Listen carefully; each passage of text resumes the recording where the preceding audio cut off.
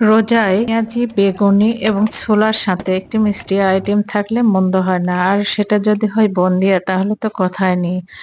আর ঘরে যে বন্দিয়া সহজেই বানিয়ে নেওয়া যায় তা এই যে ১ কাপ বেসন দিয়ে আপনাদের দেখিয়ে দিচ্ছি। ১ কাপ বেসন আমি চেলে নিয়েছি এবং সেটাতে পানি সামান্য, সামান্য করে এড করছি।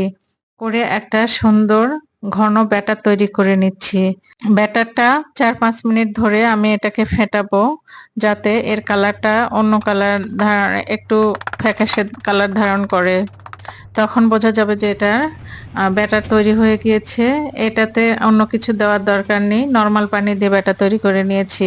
এরপরে এই যে কড়াইয়ে তেল দিয়ে মাঝারি আঁচে তেল গরম হয়ে আসলে এর মধ্যে এভাবে চামচের সাহায্যে ফুটাযুক্ত চামচের সাহায্যে ঝাঁঝরের সাহায্যে এখানে তেলে, পানিতে নয় তেলে আমি বন্দিয়াগুলো দিয়ে দিচ্ছি। আর এগুলো দেখুন মাঝারি আঁচে ভেজে নিয়ে তুলে ফেলছি। এটা আমি লাল কালার করব এবং সবুজ কালার করব, যার কারণে লাল ফুড কালার দিয়েছি সামান্যতে আর সবুজ কালার দিয়েছি আরেক জায়গায়। এখন লালগুলো ভেজে নিচ্ছি। এগুলো ভেজে নিয়ে দেখুন মাত্র ১ কাপ বেসন দিয়ে কিন্তু অনেকগুলো প্রায় ১ বাটির মতো বন্দিয়া তৈরি করা যায়। আমি লালগুলো দিয়ে দিচ্ছি। এগুলো ভাজা হয়ে গেলে সবুজগুলোও ভেজে নেব। আমি বলতে ভুলে গিয়েছি এই তেলের মধ্যে যদি একটু ঘি দিয়ে দিতাম তাহলে খুব সুন্দর হতো। আমি যেহেতু এখানে ভুলে গিয়েছি পরবর্তীতে ঘিটা দিয়ে দিব। দেখুন খুব সহজে আসলে আমরা বন্দিয়াটা তৈরি করে নিতে পারি, যেটা আমরা অলসতার কারণে করি না। এখন সবুজগুলো ভেজে নিব। হাই হিট থাকবে না, চুলায় মাঝারি আঁচে এটা আমি তৈরি করে নিব।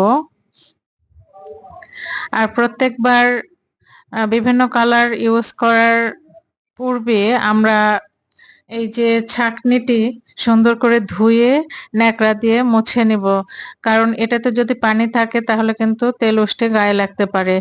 এখন দেখুন একটা বাটিতে আমি ১ কাপ পানির মধ্যে ১ কাপ চিনি দিয়ে শিরা তৈরি করে নিচ্ছি। চিরাটা অনেক ঘন হওয়ার দরকার নেই। আমি চিনিগুলো গলিয়ে গেলেই নামিয়ে ফেলবো এবং এই গরম গরম শিরাটি আমি বন্দিয়াগুলোর মধ্যে দিয়ে দিব। দেখুন গরম শিরাগুলো ঢেলে দিচ্ছি। আর এগুলো উলটপালট করে শিরাগুলো সবগুলোর গায়ে যেন ভরে সেই দিকে লক্ষ্য রেখে এটা ঢেকে রাখবো। সুন্দর দেখুন আপনারা কিন্তু এমনি অনায়াসেই বাসায় বানিয়ে নিতে পারেন।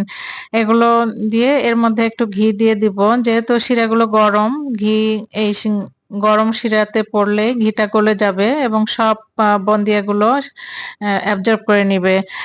ঘি দিলে সুন্দর সুঘ্রাণ আসে এবং খেতেও সুস্বাদু হয়। এটা ঘন্টাখানেক আমি ঢেকে রাখবো। রাখার পরে খাওয়ার উপযুক্ত হবে এবং ইফতারে পরিবেশন করা যাবে। ভিডিওটি পছন্দ হলে লাইক দিবেন আর শেয়ার করবেন। আর চ্যানেলটি সাবস্ক্রাইব করে পাশে থাকবেন ইনশাআল্লাহ। নতুন নতুন ভিডিও উপহার দিতে আমার কার্পণ্য থাকবে না। সকলকে ধন্যবাদ পাশে থাকার জন্য।